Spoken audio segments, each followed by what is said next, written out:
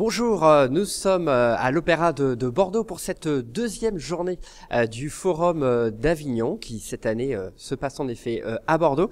Et nous sommes avec Michel Castellen-Bogen, comédien, fondateur. Vous êtes aussi co-directeur du théâtre bruxellois Le Public. Vous êtes intervenu ce matin dans un débat sur les créateurs et les entrepreneurs.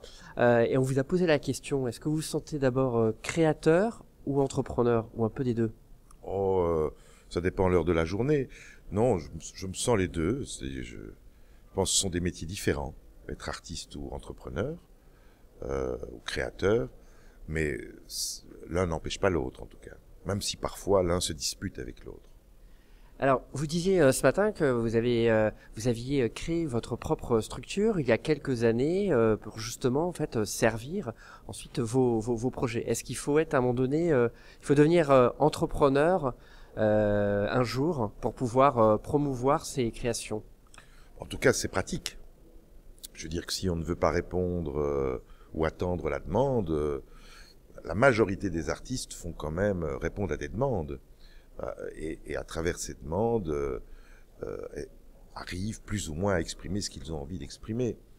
Rares sont les artistes qui sont libres totalement de faire ce qu'ils souhaitent. Je ne dis pas qu'il n'y en a pas, mais c'est assez rare, parce que justement, il y a toute une série de choses qui conditionnent la création. Alors je pense qu'une commande peut susciter un chef-d'œuvre, mais ce que j'avais envie de vivre, moi, c'était de pouvoir vivre mon métier plus librement. Et la seule manière de pouvoir vivre mon métier librement, par exemple, décider ce que je joue ou ce que je mets en scène, c'était d'être directeur de théâtre. Et pour être directeur de théâtre, il y a deux possibilités. Ou bien il faut poser sa candidature, et certains y arrivent avec succès, ou bien il faut créer son théâtre. J'ai choisi cette voie-là.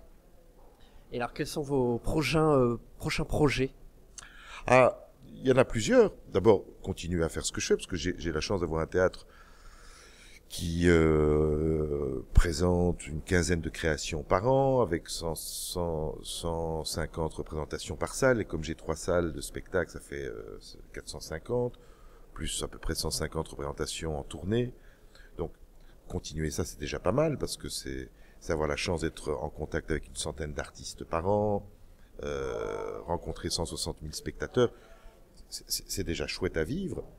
Mais là, puisque maintenant je vais bientôt atteindre 100 ans, je vais essayer de créer un réseau de théâtre en francophonie, pour permettre aux œuvres de tourner, de circuler, et faire que des artistes de différentes régions de la francophonie se rencontrent des publics. Donc je suis sur un projet de ce type-là, et on verra bien s'il verra le jour.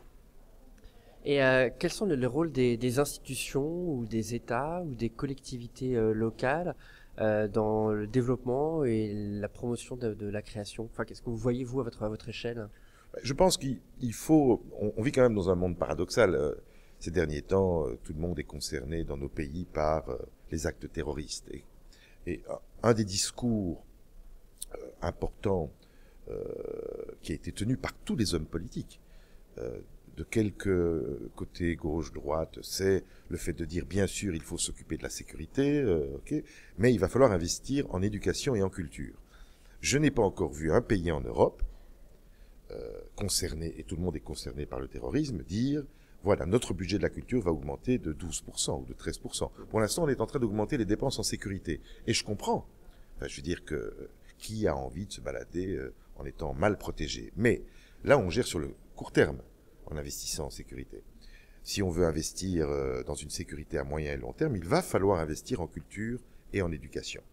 Et donc, ce que j'attends des pouvoirs publics, c'est qu'ils marchent dans leurs mots et qu'ils développent, qu'ils donnent des budgets à la culture pour qu'on puisse pratiquer toutes les cultures dans les écoles, parce que je pense que la culture, dans l'école, c'est quelque chose, donc dans l'apprentissage, qui permet le recul, la réflexion, et donc un regard d'humour sur soi, sur les autres, et donc diminue la violence.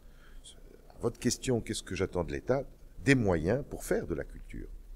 Comme on est en train d'augmenter les moyens pour amplifier la sécurité. Or, aujourd'hui, en Europe, depuis une dizaine d'années, les moyens que les États donnent à la culture est en train de diminuer. Merci beaucoup pour ce regard et bon Forum d'Avignon à Bordeaux. Merci à vous.